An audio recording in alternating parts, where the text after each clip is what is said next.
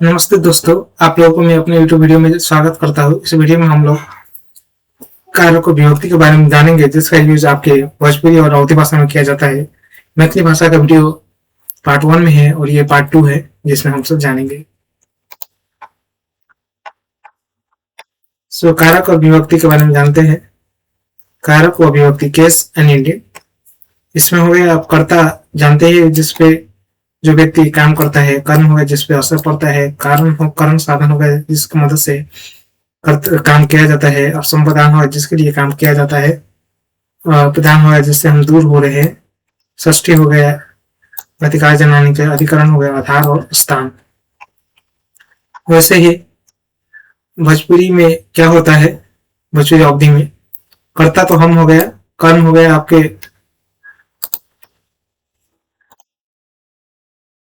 कर्म हो गया आपके हमनी और हमनी के यूज होता है। हमन हमी यूज होता है। वैसे अवधि में होता है यूज हम के, हम का यूज होता है। कर्म और संप्रदान तो एक ही है, तो उसमें सेम रहेगा। वैसे ही करण और अपदान, करण में हो गया हमनी से यूज होता है। इसमें हो गया हमनी से। इसमें हो गया अवधि में होता है हमसे अपदान में। षष्ठी हो गया हमार, हमर हो गया मैथिली में। इसमें हो गया हमार। अवधि में हो गया हमार। जैसे अवधि और भोजपुरी में सेम है, हमार। अधिकरण हो गया हमनी में, हमनी पर। अवधि में हो गया हमनी में, हम पे, हम में, हम पर। आय हो गया हमू, हम ही हो गया। वैसे ही कहीं कहीं हमको मोहे भी कह सकते हैं, कहा जाता है।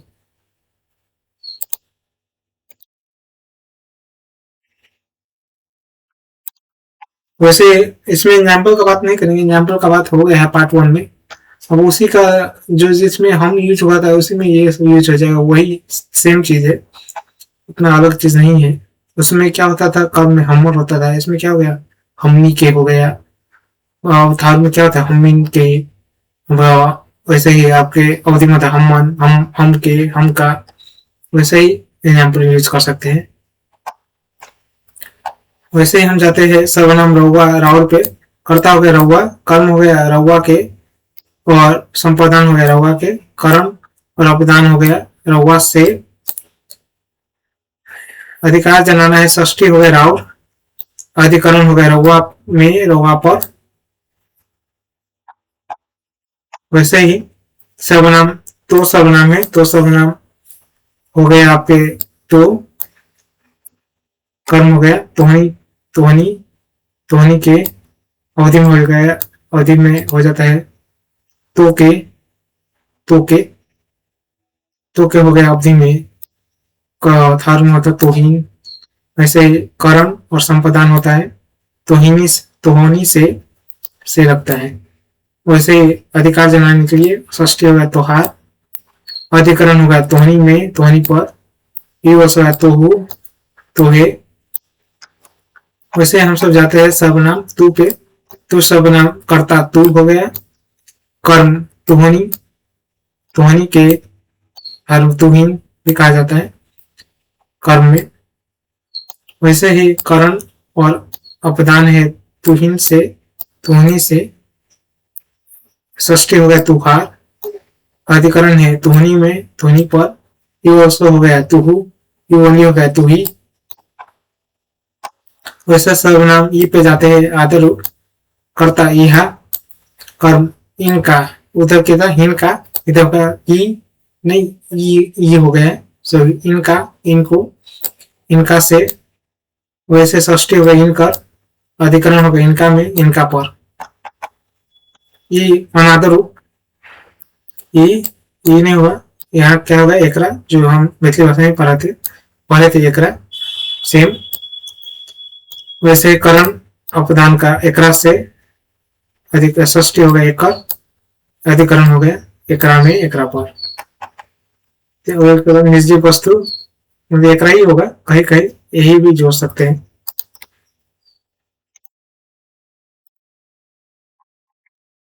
वैसे वो आदर में हो गया वो कर्ता, और वो को ओहनी भी कहा जाता है। कर्म हो गया उनका, उनको। अवधि में बोला जाएगा ओ का ओके। वैसे ही कारण हो गया उनका से, अवधि में हो गया उनका ओ से ओ से। वैसे ही षष्ठी हो गया उनकर, अधिकरण होगा उनका में उनका पर, अवधि में होगा वो में। सर्वनाम उ, अनादर रूप सो हो गया उ, कर्म और संप्रदान हो जाएगा ओकरा, करण और अवदान हो जाएगा ओकरा से। वैसे ही षष्ठी हो जाएगा ओकर, अधिकार जनाने के लिए। अधिकरण हो जाएगा ओकरा में ओकरा पर। निर्जीव वस्तु में सबसे ओकरा ही जैसे कहीं कहीं वो ही भी लगा सकते हैं, वो चीज है। तो इस वीडियो में हम लोग भोजपुरी और अवधी भाषा में कैसे विभक्ति और कारक का यूज किया जाता है वो चीज जाने। एग्जाम्पल का बात नहीं हुआ क्योंकि एग्जाम्पल आपको पार्ट 1 में ही कहा गया है। इस वीडियो को लंबा नहीं करने के लिए एग्जाम्पल नहीं दिया गया है, पर एग्जाम्पल सिमिलर है पार्ट 1 वीडियो जैसा ही जो मैथिली में यूज होता है। बस उसमें क्या करना है, कारक जो उधर यूज होता है वो न करके जो कारक इधर यूज होता है वो करना है भोजपुरी और अवधी भाषा अकॉर्डिंग। आज के लिए इतना ही, धन्यवाद।